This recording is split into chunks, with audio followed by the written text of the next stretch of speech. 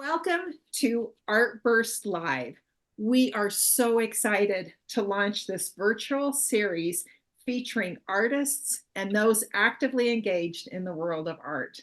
I'm Jennifer Steck, your host and a member of the Artburst leadership team.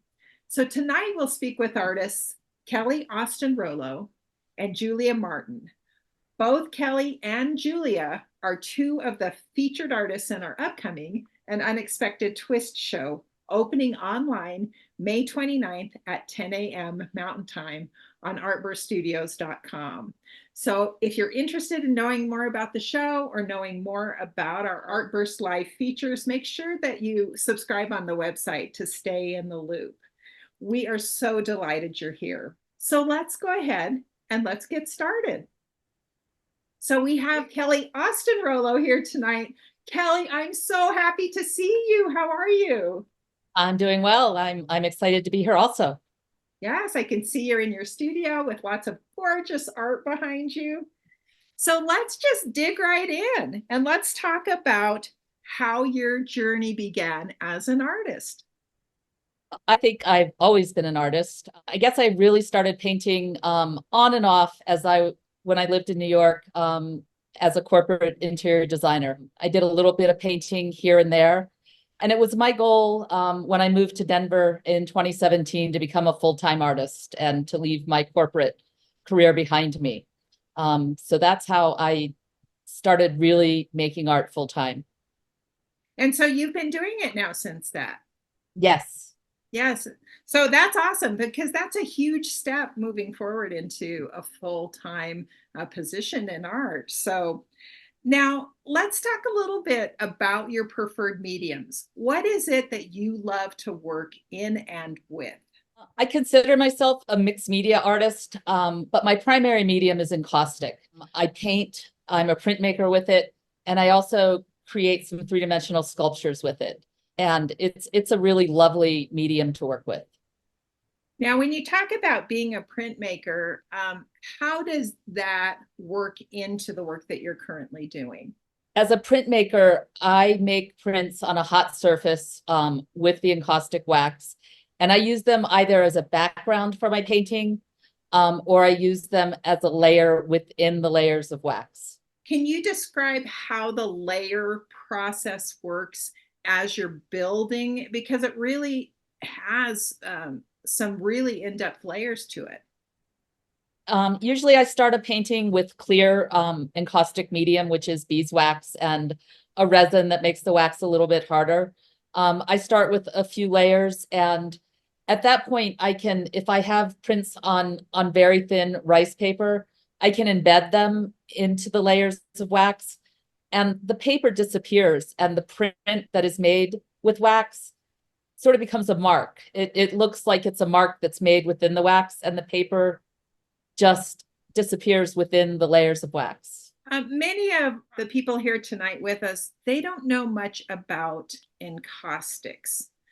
Can you tell us how you actually would work with wax in art? I paint with it, and when I paint with it, I work on a hot palette. And I actually use a lot of kitchen equipment. I use burners and loaf pans. I melt what is encaustic paint. It's highly, highly pigmented beeswax. And I dilute it with encaustic medium, which is the beeswax and the Damar resin crystals. And so I paint flat with the paint. So my painting board is flat. It's a non-flexible surface. I usually paint on wood. And I fuse with a torch between the layers. So it's painting with fire. So the wax melts, am I right? So it's a molten form when I'm painting with it, and then it is also fused with the torch. So it's hot, it cools, and then it's heated again. And you can heat it over and over again to get different effects? Yes. Yes, you can fuse it to just lightly warm it and create one layer with the layer below, or you can paint with the torch and push the wax around. And do you carve into it too, or do you use paint brushes, or what kind of tools do you use? I use paint brushes, I use paint rollers. I use a lot of clay tools and wood carving tools to carve into the wax to create designs in it that I can infill with more wax of different colors, or I also use pigment sticks, which is like an oil paint in a stick form that I use for glazes on top of the wax or to infill lines that are carved into the wax. And what do you love about this medium? I love that you can do so many different things with it, from the printmaking to the painting to the combining of the two. And I like that even within the painting, you can make it very, very smooth and glass-like, where you can create really highly, highly textured pieces. And how did you discover encaustics? Have you always worked in encaustics? No, I mean, I knew they existed, but I had never seen anyone using them. And when I first moved to Denver, I was working out of a space called the Art Gym. And when I first joined, they opened up an encaustic area. And I was up in the painting room and I looked down and I saw someone with a torch and I was like, I wonder what they're doing. And I went down and watched, and I never really turned back. I started working with it and I knew I had found my medium. Isn't that funny how that works? It's like a light bulb goes off and Yeah. I you still have the oil painting I was doing at that time and I have never finished it. really? So Really. you were working in oils before? Oils and acrylics, and some collage work, but I made with the oils, I made a lot of muddy paintings. It's another thing I love about encaustic. There's not you don't need the patience you need with painting with oil, because as soon as it's cool, you can paint right on top of it That's and it cools amazing. immediately. Well, yeah, it's so different. So, I mean, such different mediums. Yes. So you are preparing for the An Unexpected Twist Show, which opens the end of May. How have Yes. you begun preparing? Or, we're what, 6 weeks away? I mean, it seems like it's coming up pretty quickly. So how did you prepare for the show and how did you work on your collection? Well, when you first told me about the theme, unexpected twist, I thought, well, that fits my work in general, because I think my work has sort of intrinsic unexpected twists in it already. I consider myself an intuitive artist, and I I put the first few layers of clear wax on my board, and I look at it and I let the wax lead the way for what the painting is going to become. And I pause after those first few layers and I concentrate on the inherent textures and patterns. And there are many sort of natural, unexpected twists and turns in what's happening with the wax. And I think it's my job to sort of focus in on those twists and turns and kind of make order of them and like create a work of art out of what naturally occurred. So It's I thought this theme amazing. was perfect. That's amazing. So do you turn them and see which direction you're going to head? And Yeah. yeah, Yeah. And I look at the textures and I decide, what texture I want to keep, what texture I want to melt down, what patterns I can find. And that's when I decide what I want to create. where do you find your inspiration to stay creative? I've never really had any problem with staying creative. I've never, there's hardly a day when I don't walk in my studio and there's not something churning in my brain that I need to get out on a board or on a piece of paper. But if I ever like feel like I don't know what I want to do, I turn on my hot palette and I will just start printmaking. And it's a very free flowing, natural way to just sort of loosely work. And I get a lot of ideas from just randomly making prints for like 15 or 20 minutes. For me, it's almost like sketching. And I get a lot of material that way, because I use a lot of prints in my work. And it's just a way to loosen up and sort of get my creative juices flowing. Yes. Can you talk a little bit about the printmaking and what you use for that? I use the same paint that I paint with, Mhm. but I have a hot aluminum surface. The temperature is right around 190, and I take this and I melt it onto the surface, and I manipulate it with silicone tools, paint rollers, any number of tools that are soft, that don't scratch the surface. I use a lot of squeegees to push and pull the paint around. And then the paper is pressed down into the hot wax and the print is pulled. Oh, okay. So you're still using the hot wax when you're making the Yes, prints as well. yes, Oh, that's fascinating. I didn't know that you could do that. yes. And then there's quite often a ghost print afterwards. The ghost prints make really good backgrounds for the next print that comes. And a ghost print is just taking or picking up what's left after you What's do the, left? okay, after you do the Yeah, first pull. yes. Oh, well, that's fascinating when they come And up. both this piece and this piece are encaustic monotypes. So these are prints made with wax on paper.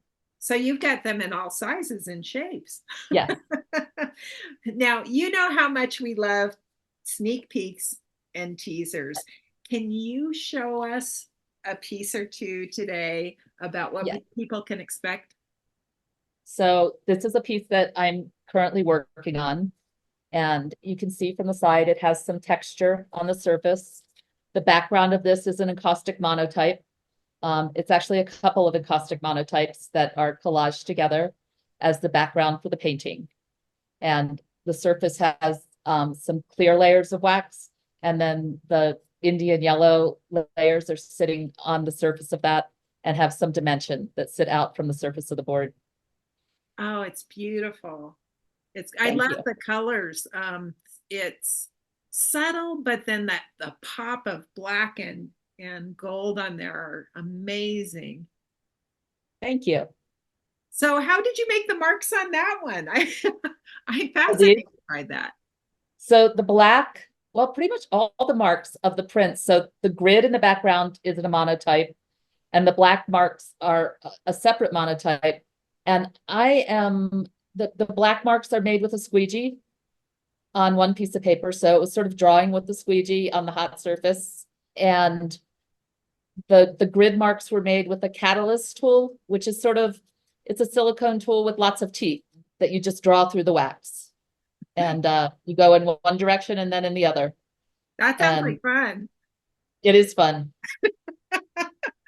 So you have to learn as an encaustic artist the temperature of the wax and what you can do with it at different, I don't know that I'm going to say this right, but I suppose if you get it really hot, it's going to be more runny, or you can get it at a certain level of heat where you can just push into it. Yeah, there's different, I mean, it can't go past a certain point. It's bad for you when it gets too hot. But if the temperature's low, the wax is tackier and it attaches to the paper differently. When it's at its higher heat levels, it does things like become more cellular, and you'll get little cells of wax that make very interesting patterns, but it's not something you can control. It's kind of random and has a beauty of its own that you can't control. And I really love that. It's kind of a surprise when you pull the print. Yes. Now you have another piece behind you, am I right? That will also be Yes, in the show, yes, and it's up higher. yes, this one right up here. Oh, you can grab it. Oh, good. I thought it might be too high. Yeah, so this one is also going to be in the show. And you Oh can my. see it also has some three-dimensional piece on the top with the monotype behind. Can you lower it just a little bit so we can see the top section too? Oh, I can see so many things in there. Yeah, There's, this one has a lot of layers. oh my gosh, it's magnificent. And it's also subtle in many ways. Do you have titles to these pieces yet, or are those titles still being determined? They're still churning around in my brain. Okay, so if somebody falls in love tonight, we don't have titles yet for you. But keep an eye out because Kelly's definitely going to be sharing teasers on her social media. You also teach. Tell us about Yes. that. I started teaching at the art gym. That was my first place that I taught after I had when I did studio work there. I left and had my own studio, but I went back and sort of designed a couple of workshops where I first started teaching people there. And then last year, I was asked by the Art Students League, Denver, to put together some encaustic workshops for them, and that went really well. I did I've done a couple of 6-week long workshops with a lot of repeat students. They keep coming back, and it's really wonderful. I teach encaustic monotype classes, just teaching the printmaking process. And I also teach an encaustic and mixed media class where we pretty much learn to do what I just showed you, the printmaking and the painting and the combining of them. And recently have started teaching at a new teaching space in Denver called Prism Arts Workshop, which is a new teaching space that I'm putting together new combinations of encaustic processes to teach there. Now, you made the transition from working in interior design, and now you're a full-time working artist. What do you love about that? What do I love about being a full-time artist? Yes. I love walking in the door every day and seeing my space. And I love working by myself. It is, I love the solitude. I love being able to move from painting to printmaking. It's just, from leaving the corporate world to walking into this peaceful, beautiful space every day. It's just, they're worlds apart. And it's just, I feel very lucky, and I'm very grateful that I have this life and this is what I get to do. That's awesome. Well, you're making the most of it for sure. We absolutely love your work. Is there anything else that you would like to add that our art lovers might want to know? Well, I've just started doing this, which is, I worry about the state of the world and how things are going around the world and in our country. And I've started writing little messages of hope into my paintings, just one word, and they're in there, and nobody can really see them. But by me telling people that that's in my art and I know they're there, I'm sort of sending those words out into the world. And I just think for me, it gives me a little more hope by spreading that to other people, that, some small bit of goodness and betterment for the world will go out there. Yes, I It's a love small that. something that I can do. Yeah, so now we're all going to be peeking in, trying to look close to see if we can see some words. So Kelly, thank you so much for joining us tonight. It's been such a pleasure to have you. If you have any questions for Kelly, you can certainly get a hold of her. We have a Meet the Artist page on the Artburst Studios website. So you can always learn more about Kelly on the page there. And don't forget to click on her links to her website, follow her on social media for updates on the showpieces, because there's going to be plenty more coming. And there will be so many opportunities to see and appreciate her work there. Now, when the show goes live, just an FYI, we have a magnifying glass, so you can actually zoom in on all the pieces and see all those details, because I know I'm going to be hunting for those words, and I'm guessing some of you will too, but they probably won't show up. But just knowing that you've added that extra layer of hope in there for us, Kelly, means a lot. So for those of you who just recently joined, thank you for being here. I'm Jennifer Steck, the host for our Artburst Live tonight. And we are really having a wonderful time with the artists. So our next artist interview is with Julia Martin. Hi, Julia. Hi. Oh, you're in your studio too. I love seeing artist studios.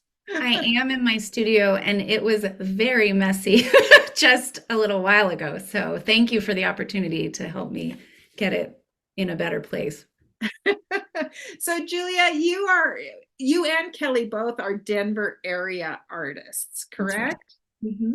I am really excited to hear more about your process as well as we move forward, because you also do abstracted work. And so it's so beautiful tonight to have two abstract artists coming together so that people can see what a beautiful voice and a beautiful difference exists with two different artists coming to the table, approaching things in a different way. So, how did your journey as an artist, a working artist, evolve? You know, I've always made art and I've always found a way to infuse art into my home, into my relationships, into my jobs, in ways that it wouldn't be intuitive that it were there. But I also have a very science oriented mind and a very detail oriented mind. And I love to study. And, you know, I really, for many reasons, despite taking every art class I could in college, felt like I needed to be like quote unquote more practical. And so I pursued public health and medical careers as a certified nurse midwife. You know, I did that for a long time. And I think that was a really important part of my journey, first, because I feel like there's such an art to care and healthcare. But also because it allowed me to learn how I approach things and what you know, just to know yourself more. I think when you're younger, I think many young people, including my children, have many wise things to say. I myself feel like I needed to grow and learn before I had something more impactful to say in my art.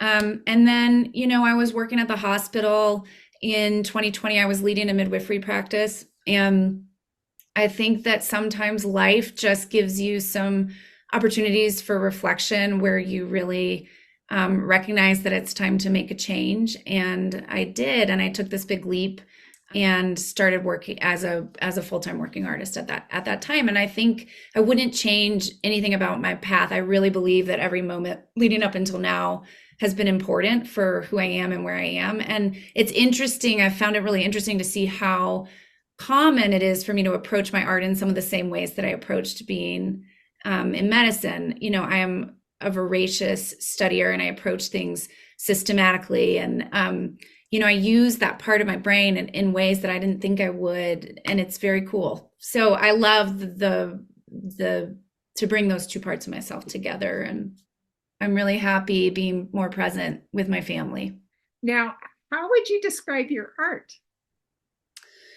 Well, at a high level, I think there are moments in life that sort of shake us awake, you know, times where we maybe see the way the light is, or something someone says, or a memory. There are just times where it feels like the world presents us with something that was made specifically as a message to us, I think. And those moments are really important to me. And the more that I look for them, the more I see them. And I think at a high level, my work is about stitching together those moments to create some more enduring experience. But I do that in two different bodies of work. And one of those is a series called Pocket Notes. And I take scraps of paper in the morning and draw on them and write on them, color on them, and stick them in my pocket and carry them with me throughout the day. And kind of they become weathered. And then those pieces get sewn into small mixed media pieces that get sewn onto backgrounds of oil and cold wax, which is my primary medium that I would use.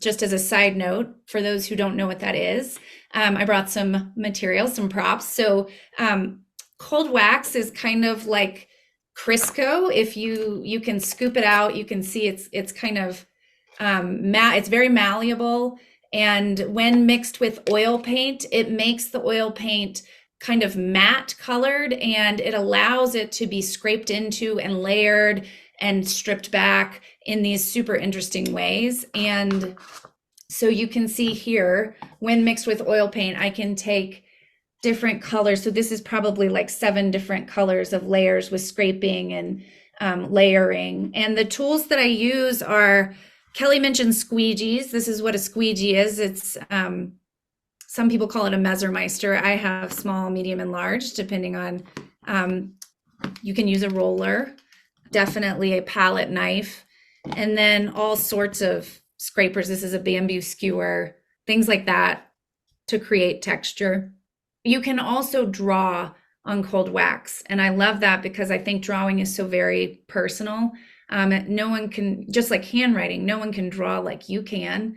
And so I think this concept of being able to pull together the layers and the color and the drawing, and then I work primarily on paper, and really stitching is my primary language and the primary way that I draw. And so whether I'm sewing these pocket notes together or doing the second body of work, which I mentioned, which are called paper quilts, where I make individual pieces and sew them together like a quilt. And both of those really get back to that idea that there are these moments that we're stitching together, kind of like we're stitching together a life. And I also think that I enjoy bringing disparate parts of myself together, as I mentioned before. And I enjoy the idea that community is founded on the idea that a bunch of individual or disparate parts come together to make something greater than the sum of the parts. And so I think my work is really trying to speak to those moments and to that collective way that we need to interact together. So how did you end up working the way that you're working? What Yeah. was the process of discovery to get where you are today? Well, I actually started, I've always been an unorthodox sewer. I come from a long line of sewers and quilters and crocheters, and that is really in the sort of female side of my family for sure.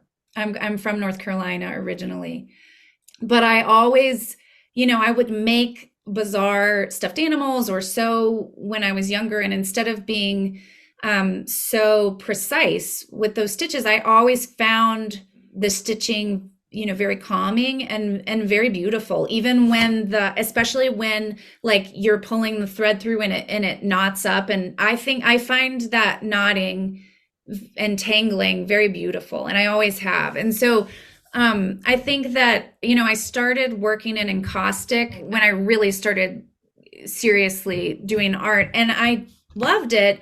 But then I took a class on a whim with Diana Fritzler in probably 2019. And all of a sudden, this idea that I could work on paper and draw the way that I draw with my tools and sew, these things that these things that I've been doing just all came together with this medium in a way that, you just find your thing and the whole world opens up for you. And I think once I hit cold wax, I never, kind of like Kelly was saying, I never looked back. Yeah, it's so amazing how, different things appeal to different artists, and there's something about a medium or a process that just hits, and that's it. But I will say that I just have been working this method for like the last 4 years. Like I had this idea in my mind and I've been working it and working it and working it. And it has taken a long time to figure out how to do it. And then, there's some new innovation that I have, and then I have to figure that out. And so it's hard because wax takes a long time to dry. And, so it's been a really cool thing to have to be patient in the process, because it's taken a long time to develop it, and it really feels personal to me. You and I have talked before, and you've talked about a daily practice that you have with your art. Can you talk about that a little more? Yeah, I think I think for me, because I'm a full-time working artist and art is my job, I really approach it like a job that I love deeply, and I think that there are things inside of me that really have to come out, and without some coaxing or discipline, I don't learn about what's in there. I'm an artist because I find words to be inadequate for me to express what's going on. And if I don't do art every day in a way that's thoughtful and systematic, I can tell that I'm not able to access the parts of myself that are needed to get out of my head and into my intuition to do the work. And so, I've had different daily practices over different times. Right now, my, primary daily practice is these pocket notes, but I definitely keep a sketchbook, and like I have a lot of different sizes, but here's an example of just, even if it's very small, like a scrap that's then sewn onto a grid that helps me explore shape and color and stitch together and text. And this idea that there's just some small scrap that I find so tender and so beautiful that I want to really highlight. And I think art is very personal, and I don't think all art is for the masses. I don't think all art is to be seen. You know, sometimes the art is for me so that I can access that voice. And so I think that the daily practice is really part of that. And then my pocket notes. You know, I had a postcard project for a while where I made a postcard and sent them to people. Like, I just find that getting back to the work, and I think my family can tell, I can tell, I feel very grumpy if I'm not working every day in some way, even if it's just a small thing. And I have like a traveling kit, like I just have to. I've just learned about myself that I have to. You have a busy family. I do. A beautiful, busy family. Yes. Yes, you do. So how do you fit that in? Yeah. Well, I'm often up early in the morning. I'm a real morning person. And I will tell you, and my in-laws are here and they live with me for part of the year and they're amazing. And the Martins are night owls. They can stay up really late and I'm a early morning person. So if you ever want to hang in the early morning, like I'm really good at that. If you want to hang late at night, I turn into a pumpkin. So I'm often up early in the morning. I also have created a body of work that travels. So if I'm in the carpool line, I'm sewing. I have these portable containers that I take with me where I'm sewing and making notes. I just am always working. I don't really squander any time in between. And I know that life won't always be like this. And so I'm very aware of that. And I'm very grateful for the time that I have with all the people in my house. And so I plan my time down to the minute, though. You know, I definitely know that when I get home, I have 20 minutes and I can prep this thing so that it's drying for the next 4 hours before I can get back to it. You know, and that's that medical part of me, you know, that really thinks systematically and can break it down into steps. It's funny how our previous occupations have really Yeah. enhanced what we're doing as artists. They have. Yeah. Yes. Can you give us a glimpse of some of your showpieces? Yes. So I talked with you all about these pocket notes pieces that have been working on. And for this show, I'm so excited. I did a little bit of an unexpected twist on them. So this piece it's big, and Rebecca has she can pull it up on the screen, but it's I made the pocket notes into like a book. So there's a sewn seam down the middle, and let me back up. It's pretty big, and it's going to be really cool once it's framed. And I think Rebecca, I don't know, Rebecca, Rebecca, are you ready to share the photo with us? Oh, look at that. This is the same piece, correct? Yeah. Yes. And she can scroll in to show the layering and the detail and the texture, and that each of these notes have this sort of public-private interface with writing that is there but obscured, so that only a little bit is seen. So when you were showing us kind of those background layers that were in those white squares, yeah, the pocket notes are sewn on top of that, and that's what we're seeing here? Yes. Wow. So I think that now you can really see what I mean by the beauty of a messy thread or the beauty of a scrap. And I like that in some ways these are a little bit camouflaged on top of this background. You know, there's so much public sharing these days with social media, and it's weird because there's a lot of sharing, but I don't always feel like we can know what we're seeing or who we're seeing. And so I think this concept that some things can be tender and private and beautiful is something that I'm really exploring here. Okay. Any other comments on the pocket notes here for us, Julia? Let's see. I can show you some smaller work that's going to be in the show for those of you who like a more black and white palette, I'm going to have, this is a diptych and these are smaller. So I have all different sizes. And again, they have this sewn seam. So I'm really excited about these. No, I don't have anything else to say about them right now, I don't think. This is going to be your third Artburst show.